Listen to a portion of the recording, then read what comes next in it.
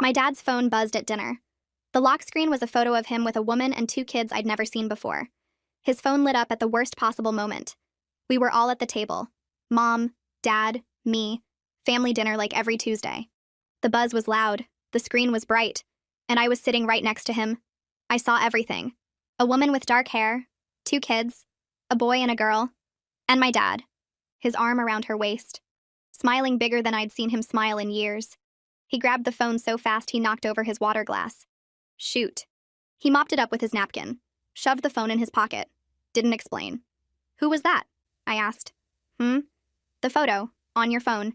He laughed, forced. Stock photo, came with a case I'm reviewing. My dad's a lawyer. He lies for a living. But he'd never lied to me. At least I thought he hadn't. Mom didn't notice anything. She kept talking about her sister's wedding. I nodded along, but my mind was somewhere else. The way he had his arm around that woman. The way those kids stood in front of them. Like they'd done it 100 times. That night I couldn't sleep. I kept seeing it. The woman's face, the little girl's smile. Something about her looked familiar. I told myself I was crazy. Stock photo, client case, made sense. But it didn't make sense. Why would a stock photo be his lock screen? I became obsessed. Watched him constantly. He kept his phone on him at all times now. Face down, ringer off. He took calls in the car, in the garage, never in the house. His work trips were every other weekend. Sometimes back to back. Mom never questioned it. I started digging when he wasn't home. Found credit card statements in his desk. Charges in a town 2 hours away. Groceries. Gas. A place called Little Stars Dance Studio. I found a second phone in his briefcase. A burner. Prepaid. One contact saved. M. I found an insurance document he forgot to shred. Beneficiaries listed: Michelle Torres, Sophie Torres, Jack Torres, Torres. That's not our last name. Then one night I got lucky. He fell asleep on the couch. Phone on the table. I unlocked it with my birthday. His camera roll made me sick. Hundreds of photos. The woman. The kids. Vacations I wasn't invited to. Birthdays I didn't know existed. A photo of him kissing her in front of a house I'd never seen. A caption in his notes. 12-year anniversary. 12 years. I'm 19. He started this family when I was 7 years old. I found his texts with her. Michelle. Can't wait for this weekend. Kids miss their daddy. His reply. Tell Sophie and Jack I love them. Home Friday. Home. He called it home. I put the phone back, walked to my room, closed the door, sat in the dark for 2 hours. I had a brother and sister I'd never met, and my dad had been lying to me my entire life. A week passed. I walked around like a ghost, smiled at dinner, laughed at Dad's jokes, pretended everything was fine. But I was drowning. I kept thinking about Sophie and Jack. Did they know about me? Did they think they were his only kids? Did Michelle know he had another family 2 hours away? I couldn't hold it anymore. One night, Mom and I were alone. Dad was gone. Work trip. I sat her down in the living room. I need to show you something. She looked confused. What is it? I handed her my phone. The folder was already open. Every screenshot. Every photo. Every piece of evidence I'd collected. Dad has a second family. A woman named Michelle. 2 kids. Sophie and Jack. It's been going on for 12 years. I was shaking, waiting for her to cry, to scream, to throw something. She didn't. She just kept scrolling. When she finished, she handed the phone back, looked me dead in the eye. I was wondering when you'd find out. I can't speak. My mouth opens, but nothing comes out. Mom sits there looking at me with this calm face like she just told me what's for dinner instead of destroying my entire world. The living room feels too small suddenly. The couch where I'm sitting, the chair where she's sitting, the coffee table between us with my phone still lying there showing all those photos. Everything feels wrong. Like I stepped into a different house where nothing makes sense anymore. My hands start shaking first, then my legs. I press my palms against my knees trying to make it stop, but I can't. Mom reaches toward me, but I jerk back so fast I almost fall off the couch. She pulls her hand back and folds both hands in her lap. Her face doesn't change. Still calm, still waiting. How long? My voice sounds weird. Too high. Too shaky. Mom looks down at her hands, studies them like she's never seen them before. 8 years. I found out when you were 11. The math hits me like a punch. 11. I was in 6th grade. That was the year I joined the debate team. The year I got braces. The year Mom helped me study for every test because I was struggling with pre-algebra. She knew the whole time. Through middle school. Through high school. Through my graduation last year where she cried and hugged me and told me how proud she was. You knew through everything. I'm not asking, just stating it. My first boyfriend, getting my license, college applications. You knew Dad had another family the entire time. Yes. She doesn't try to explain it away, doesn't make excuses. How? The word comes out too loud, too angry. How did you find out? Mom shifts in her chair. I suspected for a while before that. The late nights, the weekend trips, the way he'd smile at his phone and then hide it. So I hired someone, a private investigator. He followed your father for 3 weeks and confirmed everything. A private investigator. She hired someone to follow Dad around. She got proof. She saw photos probably just like the ones I found. And then she just, what? Came home and made dinner? Helped me with homework? Pretended everything was fine? Why didn't you leave? My voice breaks on the last word. Mom finally looks up at me. Her eyes are dry. No tears. I made a choice. For you. For stability. For me? I laugh, but it sounds wrong. Harsh. You stayed for me? Leaving would have meant splitting everything. The house, your father's income. You would have had to change schools, move to a smaller place. I couldn't do that to you during such important years. She says it so calmly, like she's explaining a business decision, like she's talking about choosing a car or picking a vacation spot. Not about staying married to a man who was living with another woman, raising other kids. That's not fair. I stand up. Can't sit anymore. Need to move. You don't get to blame me for your choice. I'm not blaming you. Mom stands too. I'm explaining why I stayed. You were my priority. Keeping your life stable was my priority. My life wasn't stable. The words explode out of me. My life was a lie. Every single day was a lie. Dad was lying. You were lying. I was the only one who didn't know I was living in a fake family. Mom tries to step toward me, but I back away. My hip hits the coffee table and my phone slides off onto the floor. Neither of us moves to pick it up. How could you lie to me every single day for 8 years? My voice shakes, so hard I can barely get the words out. How could you watch me trust him? Love him? Think we were a normal family? Because you were happy. Mom's voice cracks for the first time. You were doing well in the school. You had friends. You were thriving. I couldn't take that away from you. You did take it away. Just 8 years late. I'm yelling now. Can't stop. You're just as bad as him. You made me live in this fake reality where everything was fine. Mom reaches for my arm, but I yank away so hard I stumble backward. She looks hurt. Actually hurt. But she doesn't deny what I said. Just stands there with her hand still half raised. Does Dad know? The question comes out quieter. Does he know you know? Mom drops her hand. No. The word hangs in the air between us. No. Which means she's been playing a role too. Pretending to believe his work trip excuses. Acting surprised when he comes home late. Kissing him goodbye every time he leaves for the weekend to go be with them. You've been lying to him too. I can't believe it. Can't process it. This whole time you've been pretending. Yes. Mom sits back down. She looks tired suddenly. I've been pretending to believe him. Pretending I don't know. I stare at her. This woman who raised me. Who taught me to be honest. Who punished me when I lied about small things like finishing my homework or where I was going with friends. She's been living the biggest lie of all. I was the only honest person in this house. The realization makes me feel sick. I was the only one who didn't know. The only one not lying. Mom doesn't argue. Just sits there looking at me with sad eyes. Does he love her more than you? The question bursts out before I can stop it. Does Dad love Michelle more? Mom's face does something weird. Crumples. Like someone crushed a piece of paper. For the first time since this conversation started, she looks like she might cry. I don't know anymore. Maybe he loves us both. Maybe he loves neither of us. Maybe he's just selfish and wanted everything. Her pain looks real. Raw. But I can't feel sorry for her right now. Can't comfort her. She chose this. She chose to stay. She chose to lie to me for 8 years. You stayed because of money. I say it flat. Mean. You didn't want to lose the house, lose Dad's lawyer salary. That's why you stayed. That was part of it. Mom doesn't deny it. I couldn't maintain this life alone. The house, your school, everything. Your father's income provides things I couldn't give you by myself. So you sold out. The words taste bitter. You sold your self-respect for a house and a comfortable life. I made a choice I thought was best for you. No, I'm yelling again. You made a choice that was best for you. You didn't want to be divorced, didn't want to downgrade your life. So you stayed with a man who was living with another woman and you used me as an excuse. Mom flinches but doesn't argue. She knows I'm right. I can see it in her face. I grew up in a broken home anyway. My voice drops, gets quiet. I just grew up in one with better furniture, with family dinners that were complete lies, with a mom who knew my dad had other kids and never told me. Mom stands again.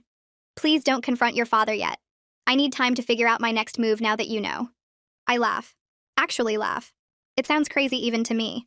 You need time? You've had 8 years. Please. She looks scared now. Really scared. Just give me a few days to think. To plan. I'm not keeping your secrets anymore. I grab my phone off the floor. I'm done being the only one in the dark. Done protecting everyone else's lies. Please. Mom's voice breaks. Just a few days. I don't answer. Just turn and walk toward the stairs. She calls my name, but I don't stop. I take the stairs 2 at a time and slam my bedroom door so hard the walls shake. My hands shake as I pull out my phone and scroll to Madison's number. She answers on the second ring. Hey, what's up? I try to talk, but nothing comes out except this horrible choking sound. Then I'm crying. Actually sobbing. Can't breathe. Can't think. Hey. Hey, what's wrong? Madison's voice gets urgent. Worried. My dad. I manage to get out between sobs. He has another family, another wife, 2 kids, and my mom knew. She knew for 8 years. Silence. Complete silence. I pull the phone away to check if the call dropped, but it's still connected. I'm coming over. Madison's voice is firm, decided. Right now. I'm getting my keys. Okay. It's all I can say. Just okay. 20 minutes. Don't move. The call ends. I slide down the wall and sit on my floor. My room looks the same as it did this morning, but everything feels different. The photos on my dresser of me and Dad at my high school graduation. The birthday card he gave me last month. The debate trophy he helped me practice for. All lies. Everything was lies. I pull up my photos and start printing. Every screenshot I took of his phone. Every photo of Michelle and Sophie and Jack. I print them all on my little desk printer. The pages pile up around me on the floor. Evidence of 12 years of lies spread out in glossy ink. My door opens. Madison stands there. She's wearing sweatpants and a hoodie, and her hair is in a messy bun. She must have run out of her house the second we hung up. She looks at me sitting on the floor. Looks at all the photos scattered around me. Doesn't say anything. Just closes the door behind her and sits down next to me. She takes my hand. Just holds it. Doesn't try to talk. Doesn't ask questions. Just sits with me while I cry. Having someone here who isn't part of this mess. Who doesn't have secrets. Who just came because I needed her. It helps. Makes it possible to breathe again. We sit there on my bedroom floor surrounded by printed photos of my dad's secret life. Madison holds my hand. And for the first time since I saw that photo at dinner 2 weeks ago, I don't feel completely alone.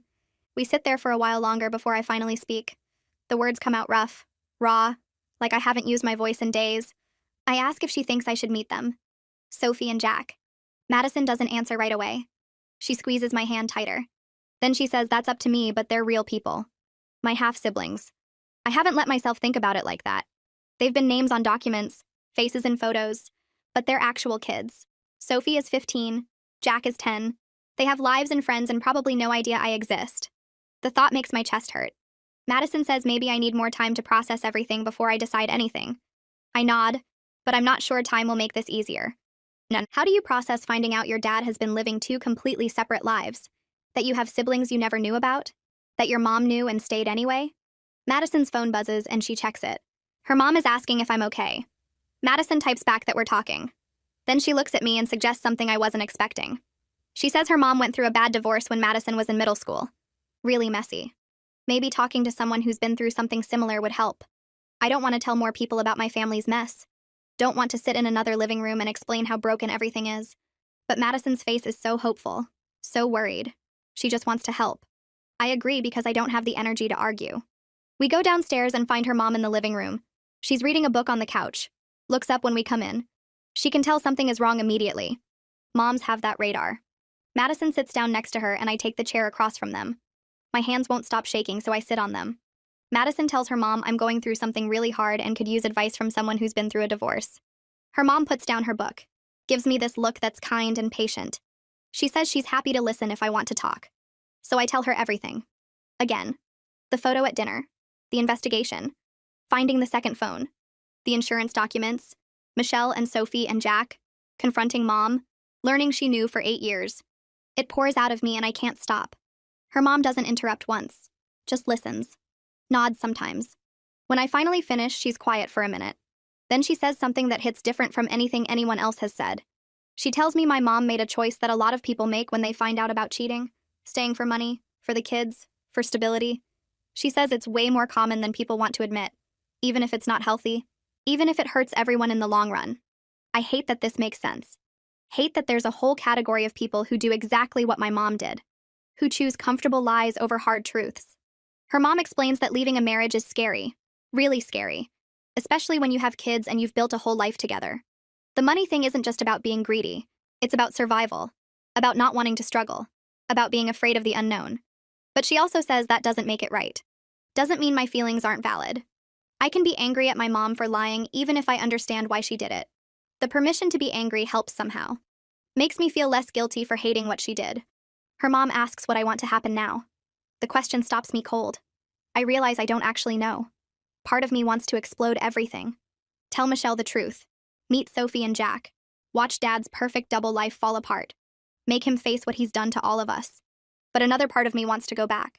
Pretend I never saw that photo. Live in the lie because at least the lie felt safe. At least I knew my place in it. Her mom says both reactions are completely normal. That I don't have to decide everything right now. That it's okay to feel torn and confused and angry all at once. She tells me to take my time. Figure out what I need. Not what anyone else needs. What I need. I thank her, and she hugs me. A real hug. The kind that makes you feel like maybe things will be okay eventually, even if they're terrible right now. Madison walks me to my car around 11. The house is dark when I pull into the driveway. I almost keep driving. Almost turn around and go back to Madison's. But I force myself to the park. To walk to the front door. To go inside. Mom is in the kitchen. Sitting at the table in the dark. Just sitting there. Waiting. She looks exhausted. Older than she did this morning. She asks if we can talk more. I tell her I need space. Need time to process everything. She nods like she expected that answer. Says she understands. Then she adds that she's sorry I had to find out this way. Sorry she wasn't the one to tell me. I don't respond. Just go upstairs to my room and close the door. Lock it. Slide down to the floor with my back against it. The next few days blur together. I avoid both parents as much as possible. Sleep at Madison's house. Spend hours at the library pretending to study. Come home only when I have to. Dad tries to act normal at dinner. Asks about my classes. Tells stupid jokes. I can barely look at him. Can barely sit at the same table. Mom watches me constantly. Her eyes follow me around the house. Worried. Guilty. But she doesn't push. Doesn't try to force conversations I'm not ready for. I start researching Michelle online. I know it's probably not healthy, but I can't stop myself. I find her Facebook profile. It's mostly private, but her profile picture is public. Her and Sophie and Jack at a beach somewhere. All three of them laughing. They look like a normal, happy family. Like the kind of family you see in commercials. It makes me feel like the outsider. Like I'm the secret. The mistake. The family he's stuck with while his real family lives 2 hours away. I find Sophie's Instagram next. She's 15 and her account is public. I scroll through months of posts. Pictures with friends, selfies, dance recital photos. She's really into dance. That explains the charges for Little Stars Dance Studio on Dad's credit card. In some of her photos, I can see Dad in the background. Blurry, but definitely him. He looks relaxed, happy. Like he doesn't have another daughter sitting at home wondering why she's not enough. One post shows Sophie and her friends at some competition. They're all in matching costumes. Dad commented with a bunch of proud emojis. I click on his profile from the comment, but it's private. A whole separate account I never knew existed. Jack doesn't have social media because he's only 10. But he shows up in Sophie's posts all the time. Her annoying little brother. There's a video of him doing this silly dance in their kitchen. Sophie is filming and laughing. In the background, I can hear Dad laughing too. That sound. His laugh. The same laugh I've heard my whole life. It makes me physically sick. I drop my phone. Run to the bathroom. Throw up. Madison finds me an hour later. I'm back in her room. Staring at Sophie's Instagram again. She takes my phone gently. Puts it face down on the desk. Tells me stalking them online is only going to hurt me more. I know she's right, but I can't stop thinking about them. About Sophie posting videos of inside jokes and family moments. About having a sister who shares her life like that. About Jack doing silly dances while Dad laughs. About being part of a family that feels real instead of whatever mine is. A week crawls by. 7 days of pretending everything is normal when nothing will ever be normal again. I avoid both of them as much as possible. Come home late, leave early, eat dinner in my room claiming I have too much homework. Mom doesn't push. She watches me with those guilty eyes but keeps her distance like I asked. Dad seems oblivious. Or maybe he's just good at pretending. He's had 12 years of practice after all. Tuesday afternoon, I'm in my room doing actual homework when I hear the garage door open. Dad's home early. My stomach drops. He never comes home before 6 on weekdays. I hear him moving around downstairs. Footsteps in the kitchen, then on the stairs. Coming up. My door is closed but not locked. I stare at it, waiting for the knock. It comes soft. 3 taps. His voice comes through the wood asking if I have a minute to talk. My heart starts racing because I don't know if Mom told him. If he knows that I know. I force my voice to sound normal and tell him to come in. He opens the door slowly. Looks tired. His tie is loose and his jacket is draped over his arm. He asks if we can talk in his office downstairs. Says it's more comfortable. I follow him down the stairs, trying to keep my face blank. Trying not to let him see the anger burning in my chest. His office is at the end of the hall past the living room. Dark wood desk, leather chairs, shelves full of law books he probably never reads anymore. He sits behind the desk and gestures to the chair across from him. I sit down and grip the armrests. The leather is cold under my fingers. He leans back in his chair and studies my face for a second before speaking. Says he's noticed I've been distant lately. Asks if everything is okay with school and friends. He's using that concerned parent voice. The one that used to make me feel safe. Now it makes me want to scream. I tell him everything is fine. Try to stand up to leave, but he holds up his hand. He says he wants to make sure I know I can talk to him about anything. That he's always here for me no matter what. The words taste like lies even though his face looks sincere. I sit back down because my legs feel shaky. He keeps talking. Says he knows college applications are stressful, and he wants to help however he can. I nod and make non-committal sounds.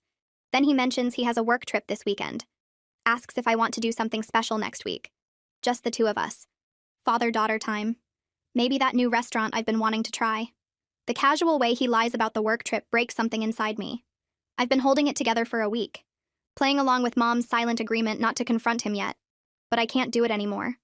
I look him straight in the eye and ask where he's really going this weekend. His face freezes. Just for a second. Then he recovers and repeats that it's a work trip to meet with clients. Standard stuff. His voice is smooth. Practiced. I stand up fast enough that the chair scrapes against the floor. Tell him I know about Michelle. About Sophie and Jack. About everything. The color drains from his face like someone pulled a plug. He sits there staring at me with his mouth slightly open. Then he sinks back into his desk chair like his bones turn to liquid. Asks what I'm talking about. Voice weak. Confused. But I see the fear in his eyes. The guilt. I cut him off before he can build up to a better lie. List everything I found. The credit card statements with charges in that other town. The burner phone with M saved as the only contact. The insurance documents listing Michelle Torres and Sophie Torres and Jack Torres as beneficiaries. The photos. Hundreds of photos of him with them. Living a whole other life. His denial crumbles as I talk. He just sits there behind his big lawyer desk looking smaller than I've ever seen him. When I finish, he doesn't try to argue. Doesn't try to explain it away. He just stares at me with this horrible mixture of fear and guilt and something that might be relief. Like part of him is glad he doesn't have to hide anymore. He asks how long I've known. Voice barely above a whisper. I tell him about the photo at dinner 2 weeks ago. The one that lit up his phone at the worst possible moment. He puts his head in his hands, elbows on the desk. I watch him trying to figure out what to say. How to make this okay. Finally, he looks up and says it's complicated. I laugh. Can't help it. The sound comes out bitter and harsh. Tell him that complicated is forgetting to pick me up from practice. That complicated is working late and missing dinner. That what he did isn't complicated. It's betrayal. He flinches like I hit him. I ask if he loves them. Michelle and Sophie and Jack. He says yes without hesitation. Then quickly adds that he loves me and Mom too. Loves all of us. I tell him that's not how love works. You don't get to have 2 complete families and claim you love everyone the same. He insists that he does. That he's tried his best to be there for everyone. Dad starts explaining. Says he met Michelle during a difficult time in his marriage to Mom. That things were bad between them. That Michelle made him feel alive again. By the time Sophie was born, he couldn't imagine leaving either family. He says he's been trying to be there for everyone. Provide for everyone. Make sure no one gets hurt. I ask if Michelle knows about us. About me and Mom.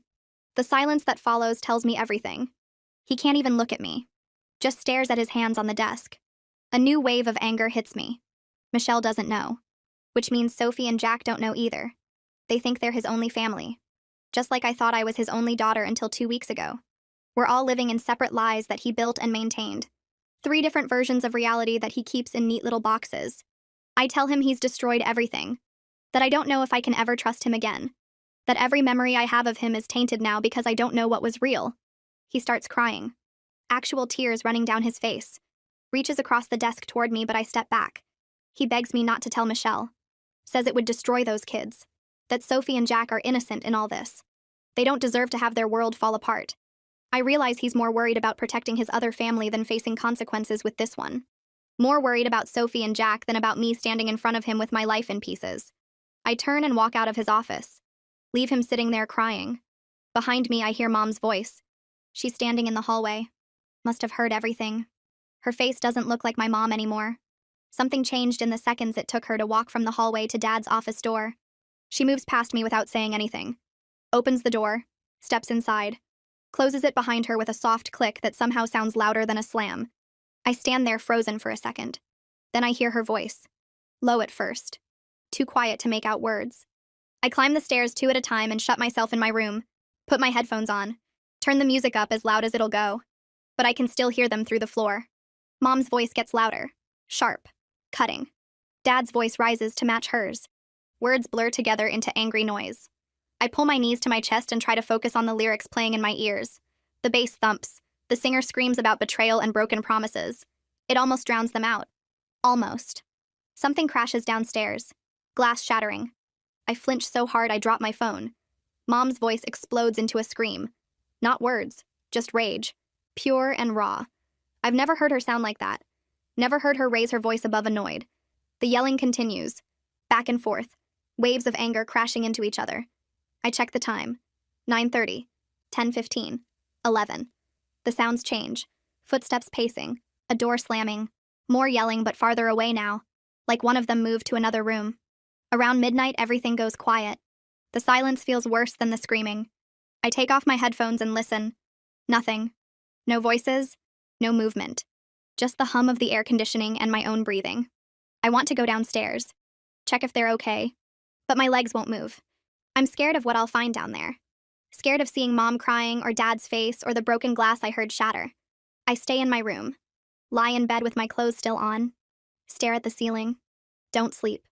Morning light comes through my window. I must have dozed off at some point because my neck hurts from the weird angle I was lying at. Downstairs, I hear sounds. Cabinet doors opening and closing. The clink of dishes. The smell of bacon drifts up through the vents. I get up slowly. Every muscle feels stiff. Walk to the bathroom and splash water on my face. Look at myself in the mirror. Eyes red and puffy. Hair sticking up in weird directions. I look like I feel. Like everything fell apart. I go downstairs. Mom's at the stove. Spatula in hand. Flipping bacon in a pan like it's any other Tuesday morning. She's wearing her usual weekend clothes. Jeans and a soft sweater. Hair pulled back in a ponytail. But her face looks different. Harder somehow. Like someone drew her features with sharper lines. She turns when she hears me. Tries to smile. It doesn't reach her eyes. Dad's car isn't in the driveway. I noticed when I looked out my window. The empty space where it usually sits feels like a missing tooth. Mom plates the bacon and sets it on the table. Pours orange juice into 2 glasses. Sits down across from me. I don't know what to say. She takes a sip of juice and looks at me over the rim of her glass. Tells me Dad's staying at a hotel for a few days. Just while they figure things out. Her voice sounds normal. Too normal. Like she practiced this speech. I push bacon around my plate with my fork. Ask if she's okay. She nods. Asks if I'm okay. I don't know how to answer that. I'm not okay. Nothing's okay. But I don't have words for what I'm feeling. So I just shrug. Mom sets down her glass, folds her hands on the table, looks at me with those hard new eyes, says she's filing for divorce. The words hang in the air between us. I thought I'd feel relieved. Thought I'd be glad she's finally leaving him. But instead, it feels like the last piece of my family just crumbled into dust. She explains that she was willing to live with the situation when she was the only one who knew, that she thought she was protecting me by keeping everything together. But now that I'm hurt, she can't justify staying anymore. Can't watch me suffer because of her choices. Her voice cracks on the last word. Just a little. Barely noticeable. But I catch it. I ask what happens to the other family. To Michelle and the kids. Mom's jaw tightens. Says that's not her problem. But her voice wavers when she says it. Like she's trying to convince herself. I point out that finding out the truth is going to destroy them. That Sophie and Jack have no idea their dad's been lying to them their whole lives. That they're going to feel exactly like I feel right now. Mom looks away. stares at the wall behind me, says they deserve to know their father is a liar, just like I deserve to know. That the truth always comes out eventually. Better now than after more years of lies. I want to argue. Want to say maybe they'd be better off not knowing. But I can't. Because I would have wanted to know. Would have wanted someone to tell me the truth instead of letting me live in a fantasy. The doorbell rings that afternoon. I'm in my room throwing clothes into a backpack, not really thinking about what I'm packing, just grabbing things. Mom answers the door downstairs. I hear voices, then footsteps on the stairs. My door opens and it's Madison. She takes one look at my face and the half-packed bag on my bed. Doesn't ask questions. Just comes in and starts helping me fold shirts. I tell her I can't stay here right now. Can't sleep in this house with the ghost of last night's fight hanging in the air. Can't sit at that table with Mom pretending everything's fine. Ask if I can stay with her family for a while. She doesn't hesitate. Says yes immediately. Grabs my bag and carries it downstairs while I follow with my laptop and charger. Mom's in the kitchen. Madison walks over and gives her a hug. Tells her she's taking me to her place for a bit. Mom nods. Looks relieved, actually. Like she needs space, too. She hugs me tight before we leave. Whispers that she loves me. I say it back. Mean it. Even though I'm angry at her. Even though I don't understand her choices. We drive to Madison's house in silence. Her mom, Karen, is waiting at the door when we pull up. Takes my bag without asking why I'm there. Shows me to their guest room. Clean sheets on the bed. Fresh towels folded on the dresser. She tells me I can stay as long as I need. That their home is my home. Then she leaves me alone to unpack. Living at Madison's house feels like stepping into a different dimension. Her parents got divorced when she was in 8th grade. But they're still friends. Still talk on the phone about Madison's schedule and school stuff. Her dad comes over for dinner sometimes. They laugh at each other's jokes. Make small talk about work and the weather. It's weird. Watching them be so normal about being broken. Madison splits time between both houses without drama. Goes to her dad's place every other weekend. Comes back with stories about his new girlfriend who's actually pretty cool. Nobody's lying. Nobody's pretending. They're just living their separate lives and making it work for Madison's sake. I watch them navigate their broken family with such ease. Wonder if that could ever be me and my parents. If we could ever get to a place where we're honest with each other. Where we can be in the same room without everything feeling fake. It seems impossible right now. But maybe someday. Karen makes dinner every night. Real meals with vegetables and conversation. Asks about my day. Tells stories about her work. Treats me like I belong there. Like I'm not an outsider crashing in their space. Madison and I stay up late watching shows and eating popcorn. She doesn't push me to talk about my feelings. Just sits next to me and exists. It helps more than talking would. My phone buzzes constantly. Dad calling. I don't answer. Let it go to voicemail. The first message is short. Just asking me to call him back. Says we need to talk. That he can explain everything better. The second message is longer. His voice sounds tired. Strained. He says he knows I'm angry. That I have every right to be. But he wants a chance to make me understand. The third and fourth messages say basically the same thing. Different words. Same meaning. Please talk to me. Please let me explain. The fifth message is different. His voice breaks. He's crying. Actually crying.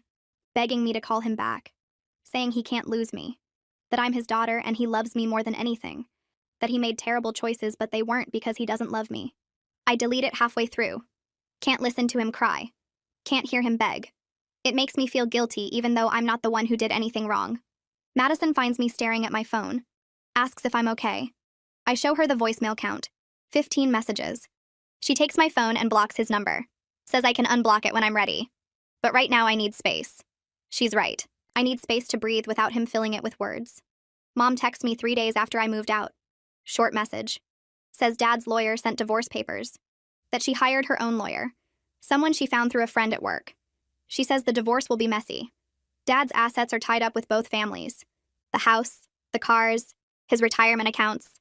Everything has to be split. But Michelle and the kids complicate things. They're on his insurance. His will. His bank accounts, probably. The lawyers have to figure out how to divide everything fairly. Or as fairly as possible when there's two families fighting for the same money. I text back asking if she's going to tell Michelle. If someone needs to warn her before the lawyers show up. Mom responds that her lawyer is handling everything. That Michelle will find out soon enough through official channels. It feels wrong. Letting some stranger in a suit tell Michelle that her whole life is a lie. But I don't know what else to do. I'm not going to be the one to call her. Not going to be the one to destroy another family even though Dad already did that part. 2 weeks pass. I settle into a routine at Madison's house. Wake up, go to class, come back, do homework. Eat dinner with people who tell the truth. It's nice. Peaceful. I almost forget about the chaos waiting for me back home. Almost. Then I get a message request on Instagram. From someone I don't follow. Sophie Torres. My hands start shaking before I even open it. The message is short, simple, direct. She asks if I'm her dad's daughter from his other family. Says someone told her the truth. Wants to know if it's real. I stare at the words. Read them over and over. Someone told her. Which means Michelle knows. Which means their whole family just exploded the same way mine did. I sit there holding my phone, trying to figure out how to respond. What do you say to your half-sister who just found out you exist? Who just found out her dad's been lying to her for her entire life? I type and delete about 10 different messages. Finally settle on something honest. Tell her yes. I'm his daughter. His other daughter. From his other family. Hit send before I can change my mind. She replies instantly. Asks if we can talk on the phone.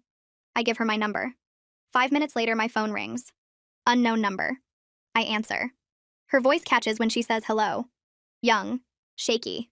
Like she's been crying for hours. I press the phone against my ear so hard it hurts.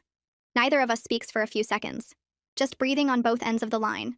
Finally, she says her name even though I already know it. Sophie. I tell her mine.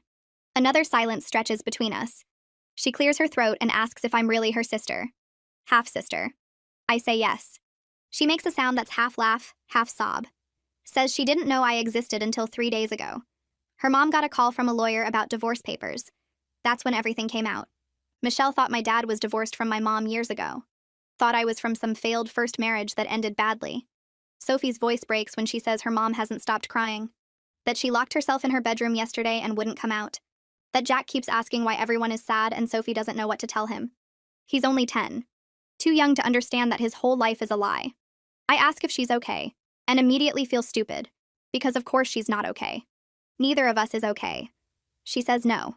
Says she's angry and confused and she doesn't understand how someone could do this. I tell her I've been asking myself the same thing for weeks. She asks what my mom is like. If she knew. I tell her yes. My mom knew for 8 years and stayed anyway. Sophie goes quiet again. Then she asks why.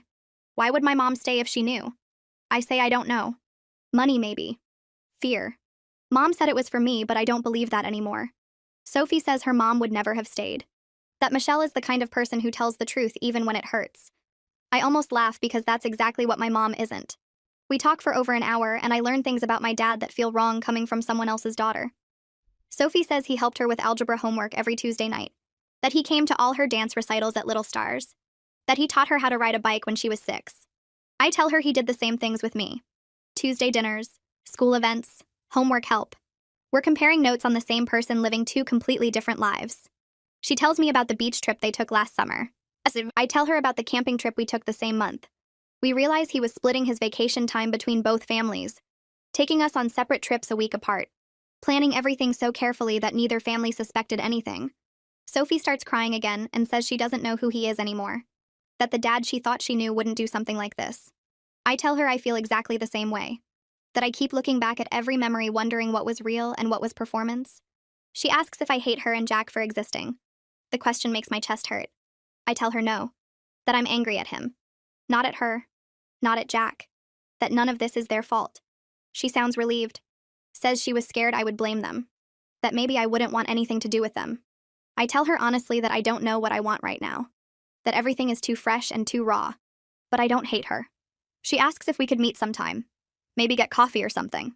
I hesitate. Part of me wants to say yes immediately. Wants to know these people who share half my blood. But another part is scared. Scared of what it means. Scared of hurting my mom. Scared of making this whole situation more real. I tell her maybe.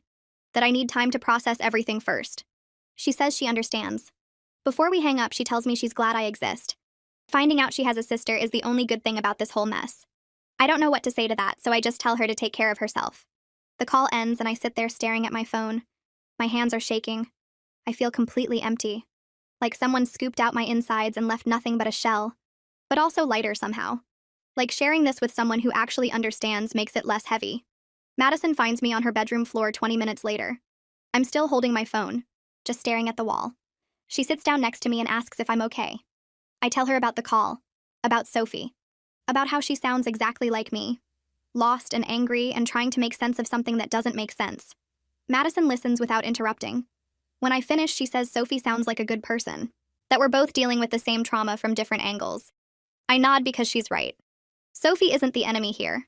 Neither is Jack or Michelle. We're all just people my dad hurt because he couldn't tell the truth. Madison asks if I'm going to meet Sophie, and I say I don't know yet.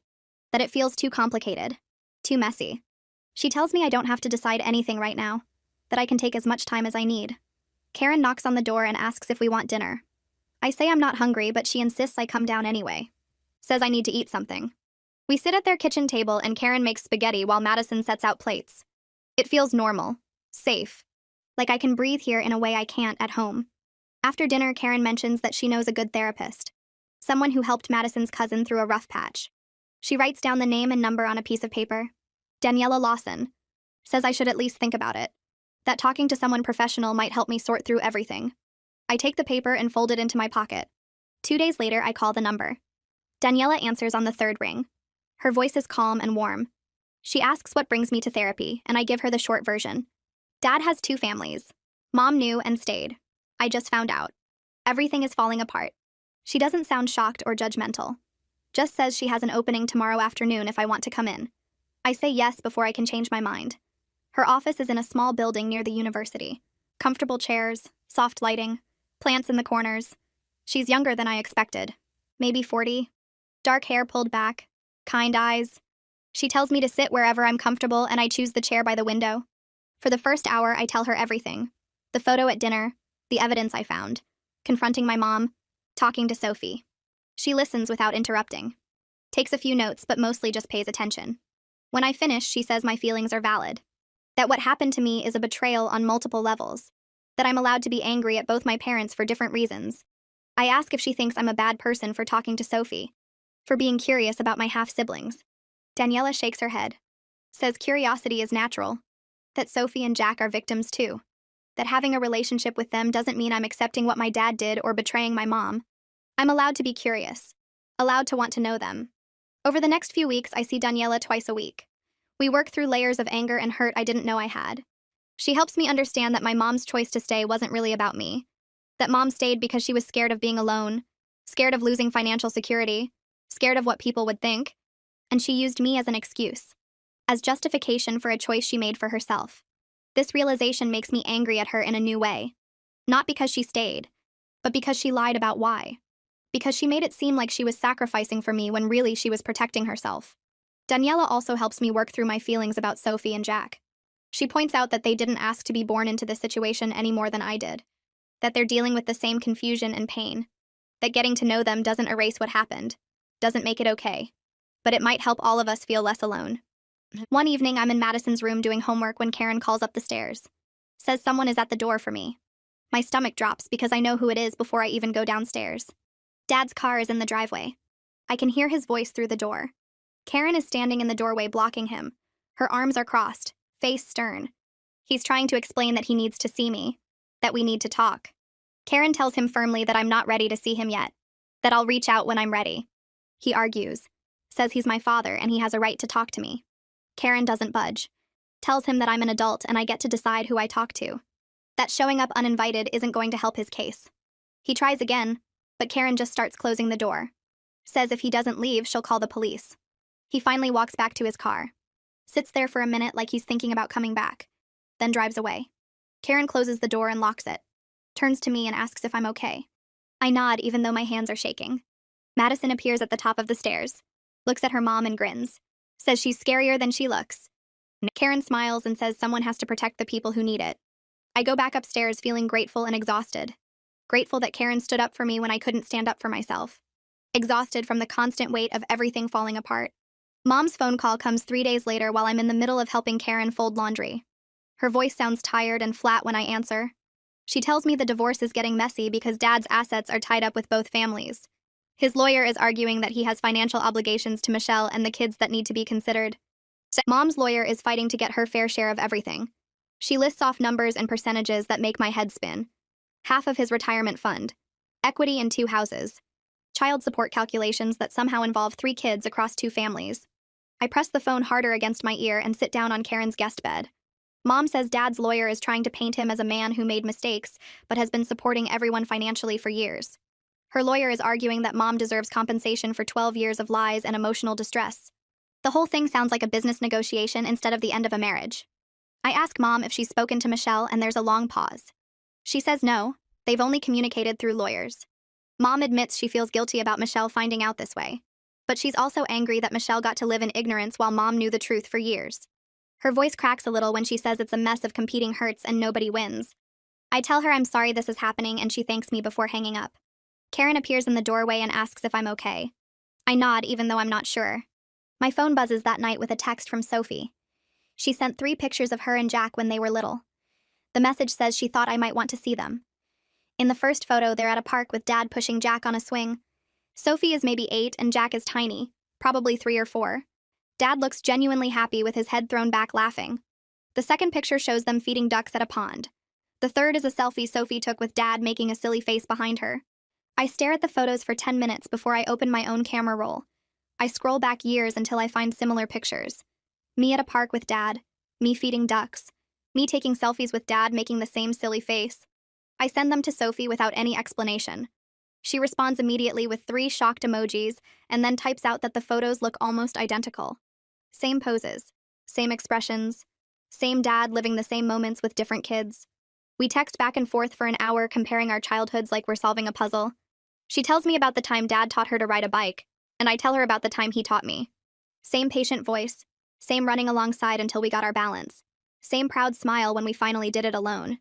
Sophie sends a crying, laughing emoji and says it's weird how he managed to be the same person in 2 completely different lives. I agree and tell her I don't know whether that makes it better or worse. Madison knocks on my door Friday night and tells me her family is having a movie night. Karen insists I join them instead of hiding in the guest room. I try to argue, but Madison grabs my arm and pulls me downstairs. The living room is set up with blankets and pillows on the couch. Karen has made popcorn, and Madison's little brother is scrolling through comedy options on the TV.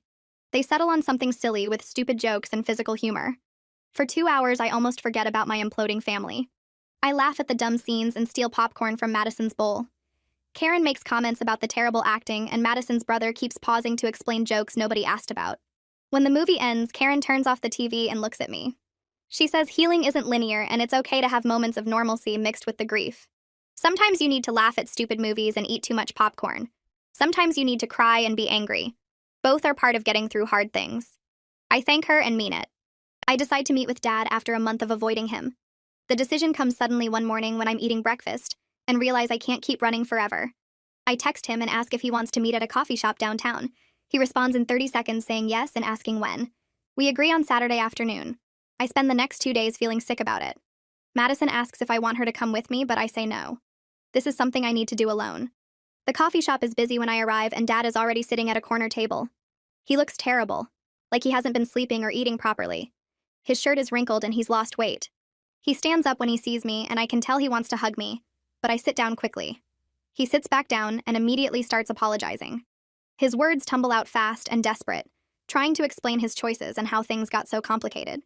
I cut him off and tell him I don't want excuses. I want the truth about specific things, and then I want him to listen. He closes his mouth and nods. I tell Dad that I talked to Sophie, and I know he lied to them about being divorced from Mom. His face goes pale and he looks down at his coffee cup.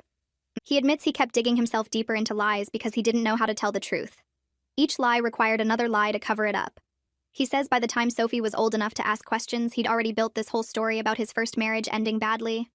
I ask him if he ever planned to tell anyone, or if he was just going to maintain the lie forever. He looks ashamed and says he convinced himself he could keep both families happy, and that what they didn't know wouldn't hurt them. My hands grip the edge of the table hard.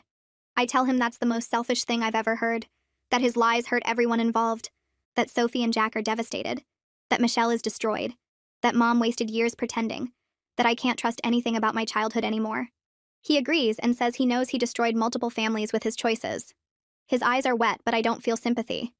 I ask Dad if he regrets having Sophie and Jack. He looks up sharply and says no, he loves them. Then I ask if he regrets having me.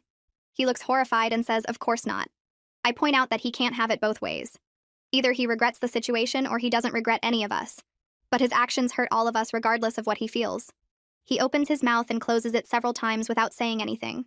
I stand up and tell him I need a lot of time before I can have a relationship with him again.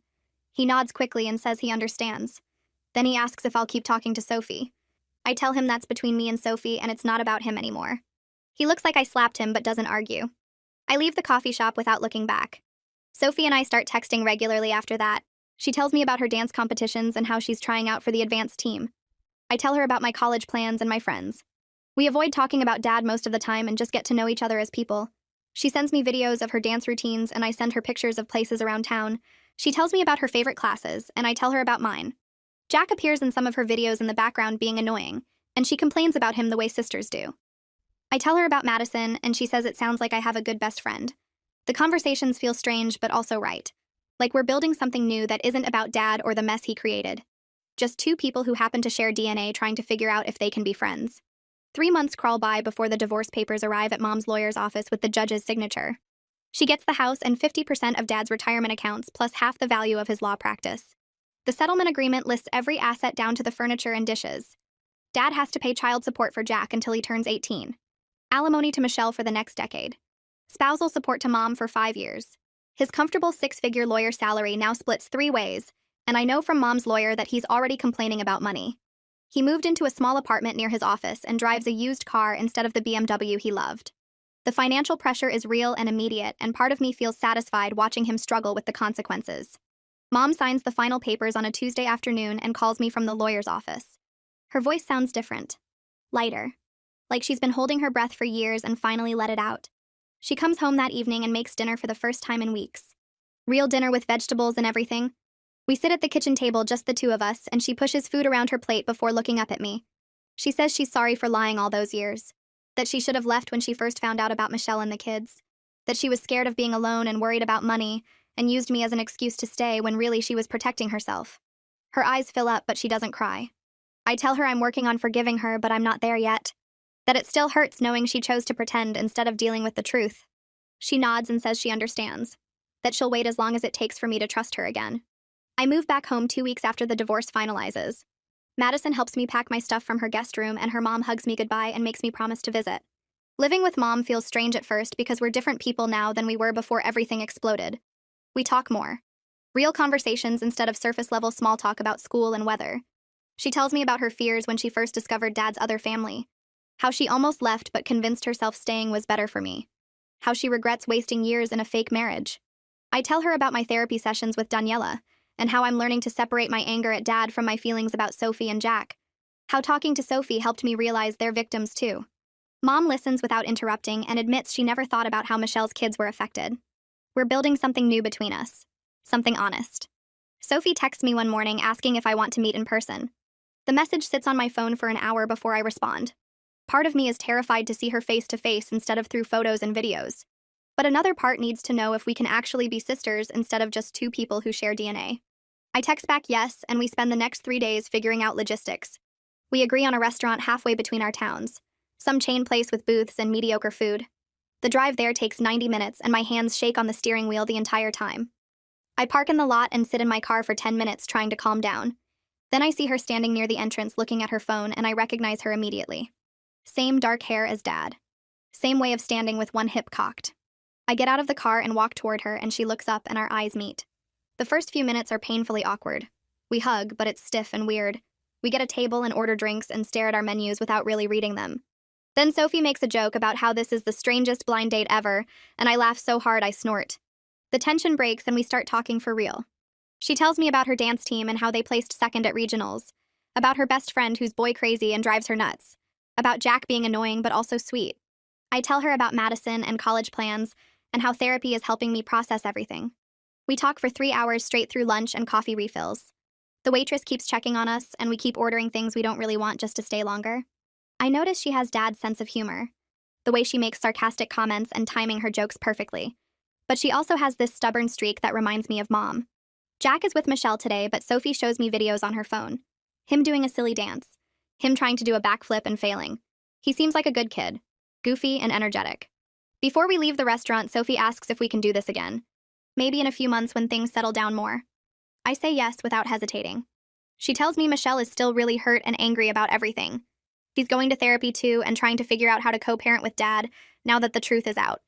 Sophie mentions that Dad is trying harder to be present for them now. Showing up to her dance competitions, taking Jack to baseball practice. But it's different from before.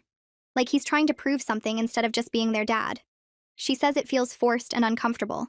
I understand exactly what she means because my relationship with Dad feels the same way. We hug goodbye in the parking lot, and this time it feels more real. Like we're actually building something instead of just going through motions. College starts in August, and I move into the dorms with Madison as my roommate. We requested each other and got lucky with assignments. The betrayal changed me in ways I'm still figuring out, but it taught me things too. About the importance of honesty even when it's hard. About choosing yourself when necessary instead of sacrificing everything for other people's comfort. Madison and I decorate our dorm room and meet people in our hall and go to orientation events. Karen texts me regularly, asking how I'm doing and if I need anything. She checks on me like a second mom, and I'm grateful for her presence in my life. Classes start, and I throw myself into schoolwork and making new friends, building a life that's mine instead of defined by my family's mess.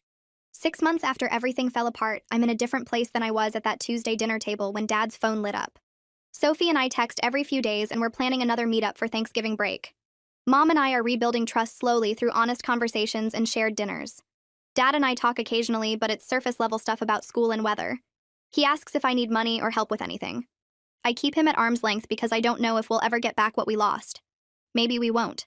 Maybe this is what our relationship looks like now. I'm learning that family is complicated and messy. People make choices that hurt the ones they love. That sometimes the best you can do is move forward with the people who choose honesty over comfort. I'm not okay yet. Some days are harder than others. But I'm getting there. Building a life that feels real instead of performed. And that's enough for now.